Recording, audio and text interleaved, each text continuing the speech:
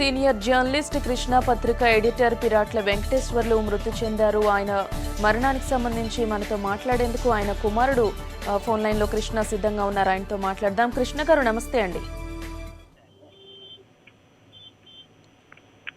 Hello Krishna గారు నమస్తే అండి. చెప్పండి కృష్ణ గారు, ఎలా జరిగింది ఈ సంఘటన?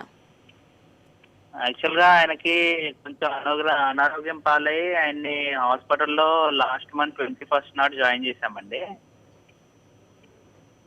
ఆ తర్వాత అక్కడి నుంచి ఆయన బెటర్ అవుతున్నారు అన్న టైంలో యూరిన్ ఇన్ఫెక్షన్ అండ్ బ్లడ్ లో బ్యాక్టీరియా ప్లస్ లంగ్స్ లో నిమ్ము చేరడంతో ఆయన చాలా బాధపడ్డారు. ఓకే.